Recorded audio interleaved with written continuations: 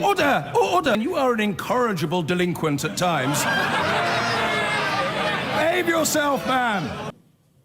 Well, let's return to Brexit now. An MP's failure to agree a way forward last night. Where does it leave us, and what is the prospect of Theresa May getting her deal through?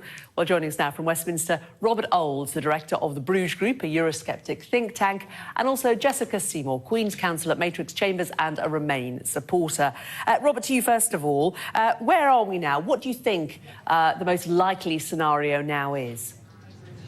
Well, the most likely scenario is that we leave the European Union. MPs have voted for the situation where we are by approving, by 500 votes, the EU Notification of Withdrawal Act and passing the EU Withdrawal Act. We are still on course to leave the European Union, perhaps not tomorrow, 12th of April, Friday the 12th of April, in 2 weeks' time. Because as we've seen, MPs have tried to frustrate the democratic process. They tried to frustrate the referendum. Sorry to cut across you, but I'm just to be clear, Robert, so you think the most likely scenario is that we will leave on April the 12th with no deal and we will just leave then? You think that's most likely at the moment?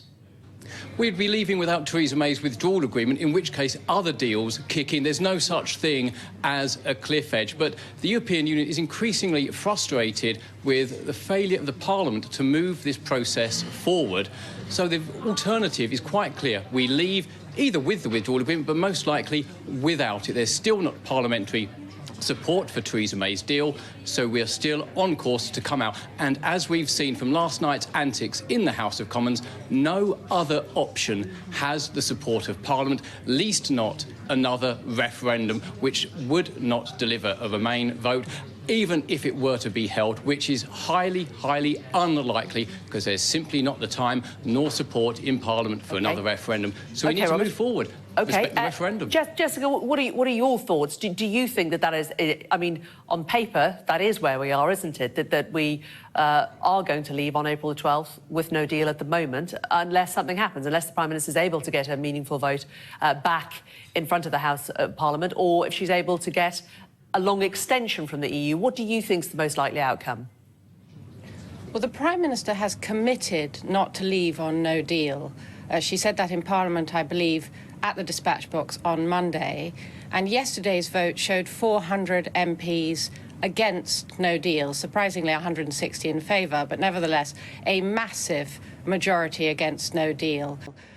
In terms of another vote, there was only a difference of 27, so it only needs 14 MPs to move over in order for there to be another vote.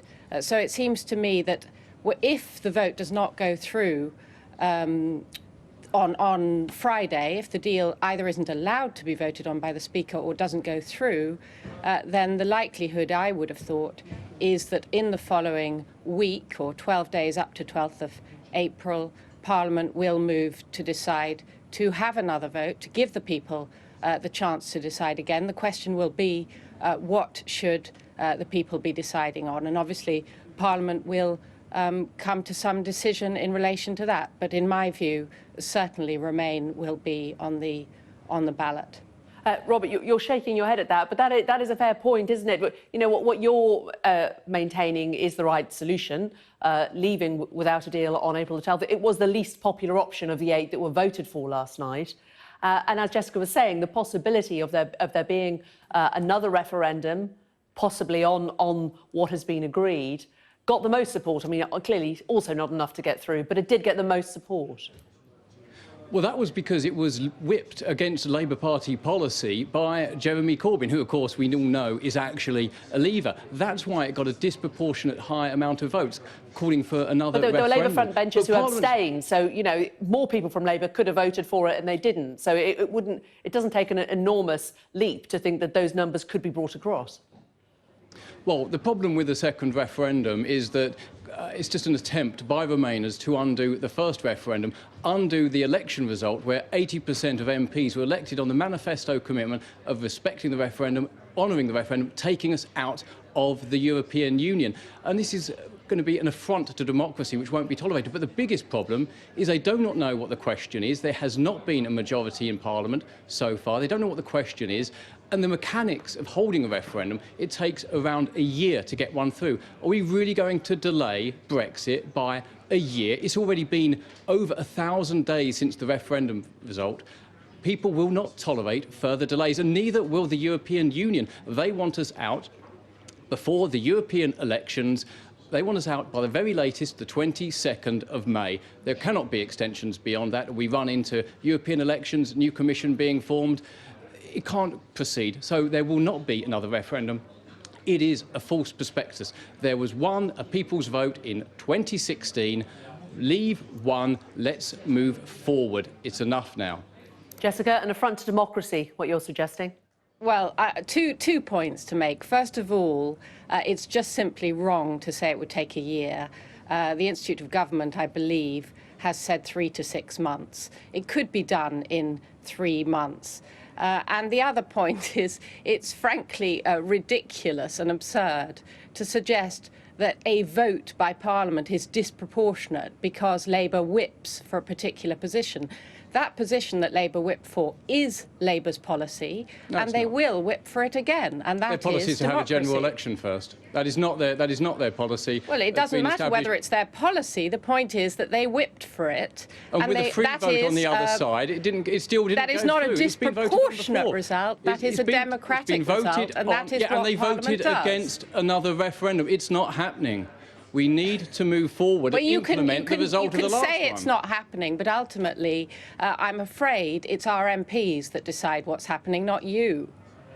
It's the British people who ultimately have had their say in the first referendum. There is no overwhelming support for a second referendum. No, but there is a majority in favour of another vote. There is a majority in the country in favour of another vote. The polls showed that yesterday. But that's one poll showing that. There's other opinion polls which show the alternative position. There are other opinion polls, and there is no clear support in the country for a referendum again, another divisive referendum. What there is support for, and increasing support, is leaving the European Union without Theresa May's deal. That is the biggest, most popular option available. That's what the politicians That is simply promised wrong to and deliver. not true. That is according to the opinion polls. There is more support for no, that is not. Leaving the European Union without Theresa May's deal has more support than leaving with.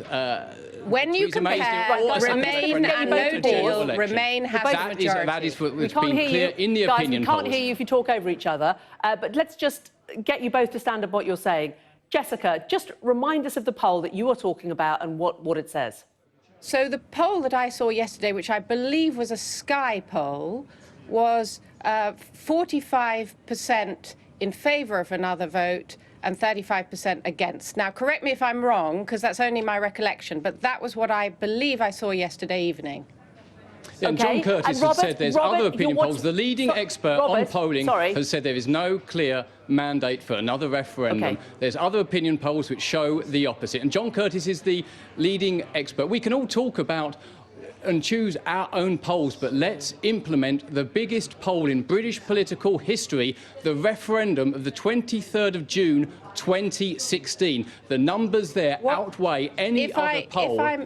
Robert, sorry, I'm just really trying to get to the bottom of where Robert's getting his facts from. Robert, you're saying that your view that there isn't the support is coming from guidance in Parliament. It's not coming from an opinion poll. It's not coming from what? Where is that fact from?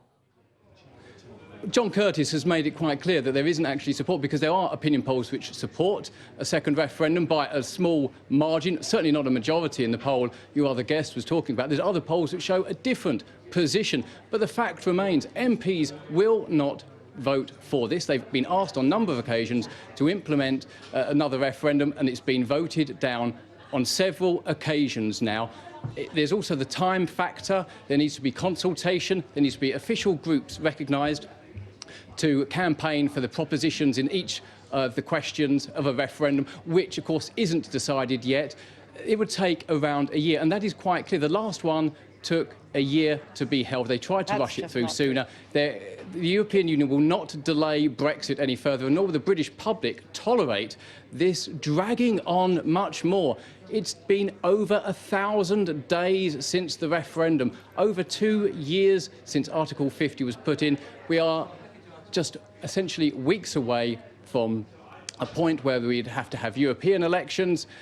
let's get on and deliver the result and move forward and be optimistic. Let's leave without the withdrawal agreement. Let's save that 39 billion. Let's make our own laws again and move forward, controlling our own country, just as people voted for and just as MPs promised when they were elected in 2017. This is a key issue here. It's about trust in politics, it's about our democracy, and it's about putting our country first. OK, and on that subject of trust, just to be clear, we don't want to mislead anybody, that was a Sky poll that you were referring to yesterday. We asked yesterday whether those polled would be in favour of a referendum on any deal. And of the results, you were very close. 40% were in favour, 35% were against, the people that we spoke to yesterday, Jessica. Jessica, in terms of the bigger picture of what we're looking at here and what we saw happening with Theresa May yesterday, her offering her resignation, do you think, has she sacrificed herself for nothing? I find it very difficult to engage in the debate about Theresa May. Part of the whole problem with these last 2 years is we've been obsessed, as we are in this country, with individual political personalities. And the big picture and what really matters seems to be forgotten. And indeed, your other guests just now spoke the same evidence-free platitudes we've heard for 2.5 years. And what I hope is that when we come to this crunch point, MPs will look themselves in the mirror and do what is right for the country on the basis of evidence. And of course, we want this all over. In my view, personally, Brexit has failed. And that itself is reason to end it. But I understand the political imperative of returning to the people if Parliament can't reach a solution. What is clear is we can't simply say, to hell with this, we're just going to do it. We have to do the right thing, even if it's painful and even if it takes a long time. And it certainly will not take a year. OK, we are out of time, so I'm going to leave it there. Jessica Simon QC, Simor and Robert Olds, thank you very much from the director of the Bruges Group. Thank you both very much for a spirited debate.